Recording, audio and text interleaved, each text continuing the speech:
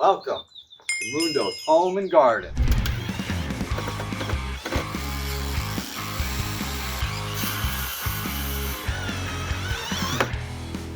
Hey, how's it going, everybody? And welcome to another episode of Mundo's Home and Garden. We're gonna learn about composting. We're also gonna build ourselves a compost bin. But first, what exactly is composting? Composting is pretty much taking recycled materials and waste, throwing it all into a pile, and turning it into a nutrient-rich soil for your garden. And so you might be asking yourself, well, what is even the benefit of composting? Why would I want to compost? Some of the benefits for composting: reduce waste, meaning less that you actually have to throw out into the garbage. A lot of things in your house, your food, can be thrown into your compost pile. Eggshells, veggies, fruits. There are some things that you don't want to throw in there, like your meats, greasy, oily foods. You don't want those in your compost. But a lot of your organic veggies can easily go into your compost pile and be used to create that nutrient-rich soil for your plant. Other benefits: reduces your carbon footprint, improves soil health. It's a great organic fertilizer, essentially, for your plants. That way you don't need to go out and buy all these chemically sprayed fertilizers. It's a natural, organic fertilizer / soil for your plants, which also is less dirt that you're gonna have to buy for your garden beds. Use compost, you will have probably the best plants, veggies, whatever you're growing. So those are just some of the benefits of compost. Now, our plan, we're going to make our compost bin. I'll show you what we're gonna use to make it. Here, we got some chicken wire, and I got a couple T-posts down here. This is gonna be a very, very simple, easy build, if you will. Not a whole lot to it. A couple T-posts and some chicken wire in a circle. Now, you don't need to use a T-post. You can use just your chicken wire, put it in a circle, zip tie it up and stuff. But for me, I'm gonna use a T-post just for an added extra security stability. It's very windy in my area, so I don't want the compost pile to be blowing all over the yard or anything. So we got a couple T-posts, some chicken wire. Let's go grab our material. I think this is gonna be the perfect spot to put our compost bin.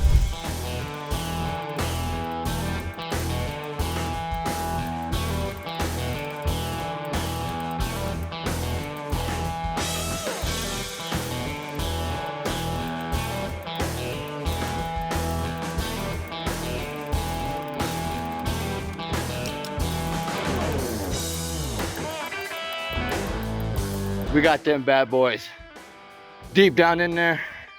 They ain't coming out. Now all we gotta do, wrap the chicken wire around. Let's do it.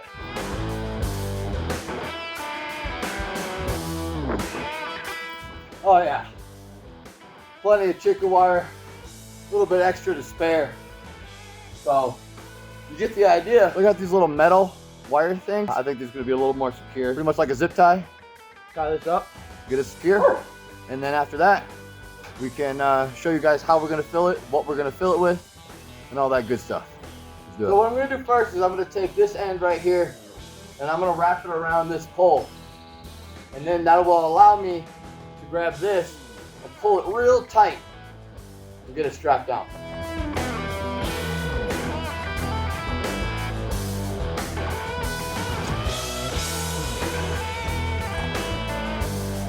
Now we were able to pull this nice and tight. Got a couple more of these.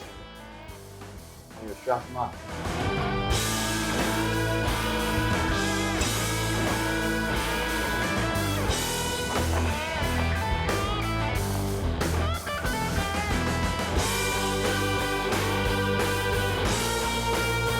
That'll work. Now we just need to cut this excess off.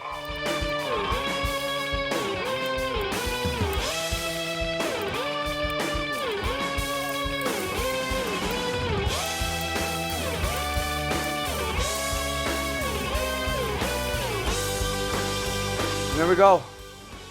Nice, easy little compost bin. Nothing to it. Couple T-posts, chicken wire. Really all you need. Put it in a square, circle, whatever shape of your preference. What do you mean by that?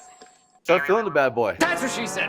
Brings me to our next point in this video. What are we gonna use and how exactly are we gonna fill this compost bin? Let me show you. To fill a compost, you need a couple of things. Number one, we need to prepare our base, the base layer, which can be anything like twigs, sticks, mulch, wood chips. And what that's gonna do is give a nice protective layer, retain moisture, allow for good airflow, and protect the compost itself. Step 1 is preparing your base. Step 2 is now you're filling the compost with your browns and your greens. Well, what exactly are browns and greens, and how much of each do you need to fill? So the basic ratio of browns and greens is gonna be about 2 to 3 parts brown to 1 part green. Meaning, for every 2 to 3 layers of brown material that I put, I need to put 1 layer of green. What are brown materials and what are green materials? So your brown materials, pretty self-explanatory, are brown. Sticks, leaves, cardboard even. You can use straw, you can use wood chips. Pretty much anything brown, hence brown material, right? So you're gonna want 2 to 3 layers of that. And then you can add your greens. What are your greens? Again, fairly self-explanatory. Your greens are gonna be your grass clippings, fresh veggies, organic things like that. I believe eggshells will also be part of the greens. A lot of nutrient-rich things. Coffee grounds. You brewed your coffee that morning. Instead of throwing your coffee grounds from your coffee pot into the trash, throw it in your compost, man. You got done mowing your lawn Sunday morning. Instead of bagging up your grass and throwing it out to the garbage, man, throw it in your compost, man. So those are your greens. So now that we know, for the most part, what exactly we need to fill this, let's start filling. I'm gonna go grab the stuff and we can start filling this bad boy. So first, we need to start with our base, like I said. I got a lot of twigs and stuff over here that I'm just gonna break up and throw into the bottom of this before we add our browns and our greens.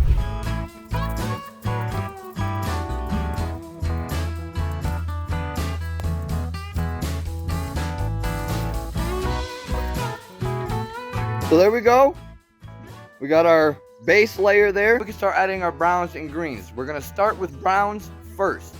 Always start with your browns first and then your greens. Remember, 2 to 3 layers of brown, 1 layer of green. We're gonna start with our browns. I got some cardboard, a whole bunch of other stuff back there that we can use. Let's do it. All right, so here we go. We got some cardboard. I got a leaf pile over here. So that's gonna be our browns that we're gonna start with. And all you want to do, I mean, you can throw it in like this, but to make it break down faster, I would rip it up a little bit and just throw it on in there. And then once we're done with our brown layer, we're going to wet it down a little bit, get it a little moist. And every layers you do, you want to add a little bit of water to keep it moist. So let's finish it, throwing in our browns, then we can add our greens.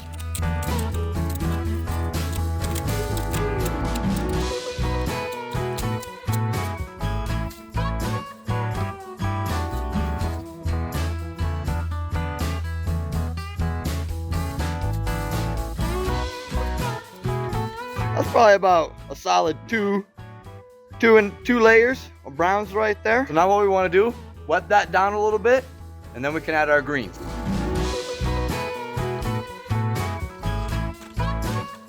Now the goal with that is 1, keeping it moist, to retain moisture. And when you do that, you don't want to make it real soggy and just completely wet. You want it kind of like a damp sponge, right? That's pretty much what you're looking for. That is probably the perfect amount of water. So that's what we did. We got it looking like a little damp sponge. Now we can add our greens. All right, we got a few things. I raided the refrigerator and asked my wife if there was any shit that she didn't need or use. So this is all old veggies. It's just been sitting in the refrigerator, some rice.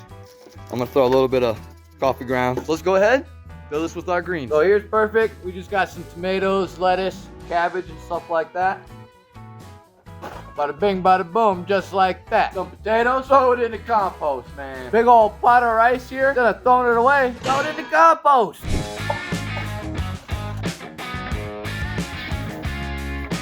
And there we go. That's probably only about maybe half, close to 1 layer. Over time, I'll finish this layer off of greens, and then I'll go to browns again. 2 to 3 of browns, and then my greens. And we'll keep doing that until it's full and ready to use. Usually takes about 3-4 months for a compost pile to be ready to go into the garden, which is perfect because you remember the last couple of videos when we did our garden bed and planted our seeds. Hopefully those will be ready in the next 3-4 months.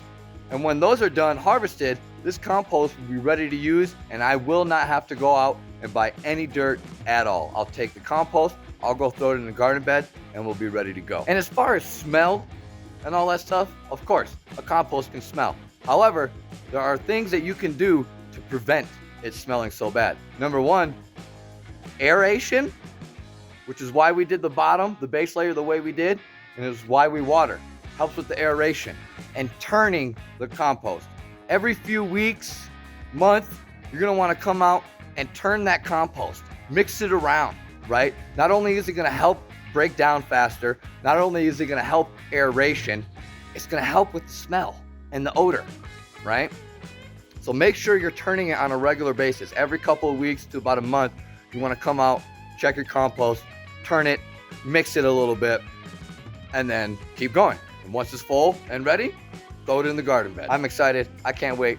First time I've ever done a compost. Again, I learned a lot on this video. I hope you guys learned a lot on this video. Don't forget to hit that subscribe button, hit that like button on this video. I hope you all have a great day. And until next time, thank you for watching Mundo's Home and Garden. We'll see you next week. Peace.